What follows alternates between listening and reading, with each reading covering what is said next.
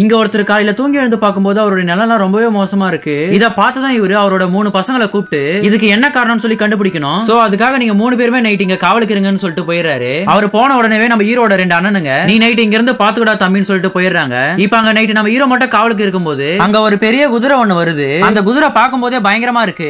இப்ப நம்ம ஹீரோ அங்க இருக்கிற ஏணி மேல ஏறி இவன் கையில வச்சிருந்த கயிறை தூக்கி அந்த குதிரை மேல போட்டுறான். இப்ப அந்த குதிரை அங்க இருந்து வேகமா ஓடுது. இவனால அந்த குதிரை வேகத்துக்கு கயிறை இழுக்க முடியாம கீழே விழுந்துடுறான். இப்ப அந்த குதிரையும் இங்க இருந்து வேகமா போகும்போது அங்க இருக்கிற ஒரு குளத்துக்குள்ள மாட்டிக்குது. இத பார்த்து நம்ம ஹீரோவும் அந்த குதிரைக்கு ஹெல்ப் பண்றான். ஆனா அந்த குதிரை பெருசா இருக்கிறதுனால இவனால இழுக்க முடியல. இப்ப நம்ம ஹீரோ எப்படியோ ஒரு ஐடியா பண்ணி அந்த குதிரையை வெளியே எடுத்துறான். அந்த குதிரையோட உயிரை இவன் காப்பாத்தினதுனால அந்த குதிரை நம்ம ஹீரோ கிட்ட வந்து இனிமே நான் உங்க நிலத்தை சேதப்படுத்த மாட்டேன்னு சொல்லிடுது. இப்ப நம்ம ஹீரோவும் அந்த குதிரையை அவுத்து விட்டுறான். அடுத்த நாள் காலையில இவன் தூங்கி எழுந்து பார்க்கும்போது அங்க ஒரு குட்டி குதிரையை பாக்குறான். இது ஒரு குட்டி குதிரை மட்டும் இல்லாம இது ஒரு மேஜிக் குதிரை. கடைசியா தான் தெரியுது நேத்து இவன் அவுத்து விட்ட குதிரை தான் இந்த மேஜிக் குதிரை கொடுத்திருக்குன்னு. இங்க ஒரு ராஜா நம்ம ஹீரோவை பார்த்து நீ ஒரு ஃபயர் பேர்டை பிடிச்சு வந்து கொடுக்கணும்னு சொல்றாரு. அதுக்கு நம்ம ஹீரோ ஓகே சொல்லிட்டு இவனும் அந்த மேஜிக்கல் குதிரையும் அந்த ஃபயர் பேர்டை தேடி போறாங்க. இவங்க ரொம்ப நேரம் வெயிட் பண்ணியும் அந்த ஃபயர் பேர்டு வர மாதிரியே தெரியல. இவங்களும் சரி இங்க இருந்து கிளம்பலான்னு பார்க்கும்போது தான் அந்த ஃபயர் பேர்டு வருது. அந்த ஃபயர் பேர்டை பார்த்த உடனே நம்ம ஹீரோவும் அந்த மேஜிக்கல் குதிரையும் வாயடிச்சு போய் நிக்கிறாங்க. இப்ப நம்ம ஹீரோவும் அந்த ஃபயர் பேர்டு பிடிச்ச ஒரு சீட்ல மயக்க மருந்தை கலந்துறாங்க. அதை சாப்பிட்டு அந்த ஃபயர் பேர்டும் கொஞ்ச நேரம் கழிச்சு மயங்கி கீழே விழுந்துருது. இப்ப நம்ம ஹீரோ அந்த ஃபயர் பேர்டை ஒரு சங்கிலி போட்டு கட்டி வச்சிடறான். இப்ப அந்த ஃபயர் பேர்டும் நம்ம ஹீரோவை பார்த்து அழுவுது. அந்த பறவையோட ஒரு சொட்டு கண்ணீர்ல நம்ம ஹீரோவோட ஷூவே ஓட்டை ஆயிடுது. இந்த பறவை அழுறத பார்த்து நம்ம ஹீரோ மனசுடைஞ்சு போயிட்டு அந்த ஃபயர் பேர்டை ரிலீஸ் பண்ணி விட்டுறான். அந்த பறவையும் தன்னுடைய ரக்கையை விரிச்சு இங்க இருந்து பறந்து போயிடுது. போகும்போது தன்னுடைய ரக்கையை நம்ம ஹீரோக்கு பரிசா கொடுத்துட்டு போகுது. இப்ப நம்ம ஹீரோ இங்க நடந்ததை அந்த ராஜா கிட்ட சொல்றான். சொல்லிட்டு அந்த பறவையோட ரக்கையுமே காமிக்கிறான். ஆனா அந்த ரக்கை சாதாரண பறவை ரக்க மாதிரி தான் இருக்கு. இத பார்த்த இந்த ராஜாவும் இவன் சும்மா சொல்றான்னு சொல்லிட்டு சிரிக்கிறாரு. இப்ப அந்த இடத்துல திடீர்னு மழை வருது. அந்த ரக்கையுமே பிரகாசமாயிடுது. என்னடான்னு சொல்லி பார்த்தா அந்த ஃபயர் பேர்டு இவனை தேடி வந்திருக்கு. இத பார்த்த மக்களும் அந்த நாட்டு ராஜாவும் இவன் உண்மைதான் சொல்லியிருக்கான்னு சொல்லி இவனை பாராட்டுறாங்க. இங்க ஒரு நாட்டோட ராஜா நம்ம ஹீரோவை கூப்பிட்டு ஒரு வேலை கொடுக்குறாரு. அது என்னன்னா ஒரு உயரமான பனிமலையில வாழக்கூடிய ஒரு இளவரசியை கூட்டிட்டு வர சொல்றாரு. இதுல ஏன் நம்ம ஹீரோவே அனுப்புறாருன்னா நம்ம ஹீரோ சாகணும்னு சொல்லிட்டு தான் அந்த ராஜாவோட எண்ணம். சோ அதுக்காகவே நம்ம ஹீரோவை அனுப்புறாரு. இப்ப நம்ம ஹீரோவும் இந்த பனிமலை இருக்கிற இடத்துக்கு வந்து உள்ள போக ட்ரை பண்றான். ஆனா நம்ம ஹீரோவால உள்ள போக முடியல. அந்த இடம் ஃபுல்லாவே ஐஸ் கட்டியால உறைஞ்சு போயிருக்கு. இப்ப நம்ம ஹீரோ கிட்ட ஒரு ஃபயர் பேர்டோட ரக்கை இருக்கும். அந்த ரக்கையோட சக்தி வச்சு அந்த ஐஸ் கட்டியை உடைச்சிடறான். இப்ப நம்ம ஹீரோவும் உள்ள போய் பார்த்தா அங்க நிறைய பொண்ணுங்க இருக்காங்க.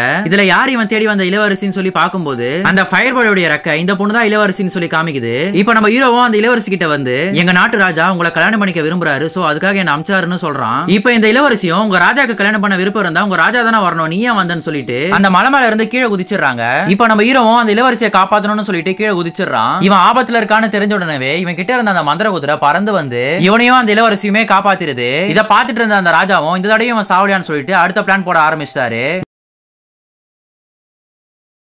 இங்க நம்ம ஹீரோவும் ஒரு குட்டி குதிரையும் ஒரு திமிங்கலத்துக்கிட்ட இருக்கிற ஒரு மோந்திரத்தை தேடி போறாங்க. அப்ப நம்ம ஹீரோ அந்த குதிரை மேல இருந்து தெரியாம கீழே இருக்கிற கடல்ல விழுந்துடுறான். அப்ப அந்த கடலுக்கு அடியில நிறைய சங்கிலி இருக்கிறத பாக்குறான். பார்த்தா இப்பதான் நமக்கே தெரியுது அந்த பெரிய திமிங்கலத்தை அங்க இருக்கிற சங்கிலியை வச்சு கட்டி போட்டு வச்சிருக்காங்க. இப்ப நம்ம ஹீரோ அந்த கடல்ல விழுந்ததால அவன் சட்டை ஈரமாயிடுச்சு. இவனும் அந்த குட்டி குதிரையும் சேர்ந்து அந்த சட்டையை பிழிஞ்சு காய போடுறாங்க. இப்ப அங்க திடீர்னு ஒரு சத்தம் வருது. என்னடான்னு சொல்லி பார்த்தா இப்பதான் அந்த திமிங்கலத்தையே இவங்க பாக்குறாங்க. அந்த திமிங்கலமும் நம்ம ஹீரோவை பார்த்து அழுவுது. ஏன்னா பல வருஷமா அந்த திமிங்கலம் நகராம ஒரே இடத்துல தான் இருக்கு.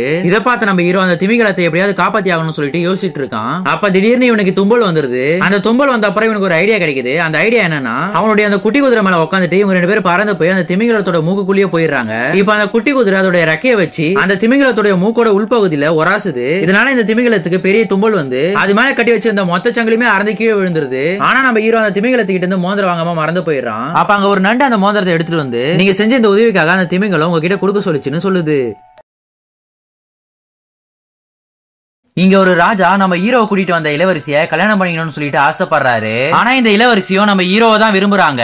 இப்ப இந்த இளவரசியும் இந்த ராஜாவை பார்த்துட்டு நீங்க ரொம்ப வயசானவரா இருக்கீங்க, அதனால நீங்க இளமை ஆகிறதுக்கு என்கிட்ட ஒரு ஐடியா இருக்குன்னு சொல்றாங்க. அந்த ஐடியா என்னன்னா ஒரு 3 மிகப்பெரிய பானையை வச்சு அதுல ஃபர்ஸ்ட் பானையில கொதிக்கிற தண்ணியும், 2வது பானையில ஐஸ் தண்ணியும், 3வது பானையில கொதிக்கிற பாலும் இருக்கு. அந்த ஒவ்வொரு பானைக்குள்ளயும் நீங்க போயிட்டு வந்தீங்கன்னா நீங்க இளமை ஆயிடுவீங்கன்னு சொல்றாங்க. இதெல்லாம் அங்க நின்னு கேட்டுட்டு இருந்த இந்த ராஜாவோட மந்திரி இதுல என்னமோ ஒரு சதி இருக்கிற மாதிரி இருக்கு, இதை நம்ம நம்ம ஹீரோ வச்சு செஞ்சு பார்க்கலாம்னு சொல்றாரு. இத கேட்டதும் இந்த இளவரசி நம்ம ஹீரோ வச்சிட்டு இருந்த அந்த மேஜிக்கல் குதிரை கிட்ட போய் அந்த ராஜா கிட்ட நான் சொன்ன விஷயம் எல்லாமே உண்மைதான், ஆனா ஃபர்ஸ்ட் பானையில என்னுடைய மோந்திரத்தை போடணும், 2வது பானையில அந்த ஃபயர் பேர்டுடைய ரக்கையை போடணும், 3வது பானையில ஒரு அதிசய மலரை போடணும்னு சொல்றாங்க. ஆனா இப்ப நம்ம கிட்ட அந்த 2 மட்டும் தான் இருக்கு, அந்த அதிசய மலரை நீ மட்டும் தான் போய் எடுத்துட்டு வரணும்னு சொல்றாங்க. இப்ப இந்த மேஜிக்கல் குதிரையும் சரின்னு சொல்லிட்டு அந்த அதிசய மலரை தேடி போயிடுது. இப்ப அந்த 3 மிகப்பெரிய பானையை எடுத்துட்டு வந்து அதுல நம்ம ஹீரோவை குதிக்க சொல்றாங்க. இப்ப நம்ம ஹீரோவை அந்த ராஜா புடிச்சு அந்த பானைக்குள்ள தள்ளி விட்டுறாரு. இப்ப இந்த இளவரசியும் அவங்க கையில போட்டுட்டு இருந்த மோதிரத்தை வச்சு நம்ம ஹீரோவை ஃபர்ஸ்ட் பானையில இருந்து காப்பாத்திடுறாங்க. இப்ப நம்ம ஹீரோவும் ஃபர்ஸ்ட் பானைக்குள்ள இருந்து பறந்து வந்து இரண்டாவது பானைக்குள்ள விழுந்துடுறான். அப்ப அந்த ஃபயர் பேர்டு பறந்து வந்து அதோட ரெக்கையை அந்த பானைக்குள்ள போட்டுருது. இப்ப நம்ம ஹீரோவும் இரண்டாவது பானைக்குள்ள இருந்து வெளியே வந்து அப்படியே மூணாவது பானைக்கு ஜம்ப் ஆயிடுறான். ஆனா மூணாவது பானைக்குள்ள குதிச்ச நம்ம ஹீரோ வெளியே வரவே இல்ல. இப்ப அந்த மேஜிக்கல் குதிரையும் எப்படியோ கஷ்டப்பட்டு தேடி அந்த அதிசய மலரை எப்படியோ கண்டுபிடிச்சிருது.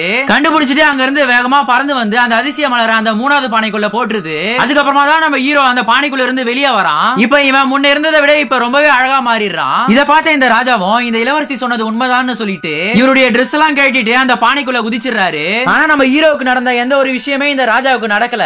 அந்த பானைக்குள்ள இருந்து ஒரு பெருசா ஒரு பபிள்ஸ் மாதிரி ஒண்ணு வெளியே வந்து அதுக்குள்ள இந்த ராஜா மாட்டிக்கிறாரு. அதுக்கப்புறம் இவரு அந்த பபிள்ஸ்குள்ளேயே மாட்டிட்டு அப்படியே பறந்தும் போயிடுறாரு. இப்ப இங்க இருக்கிற மக்கள் எல்லாம் சேர்ந்து நம்ம ஹீரோவை ராஜாவா ஆக்கிடுறாங்க.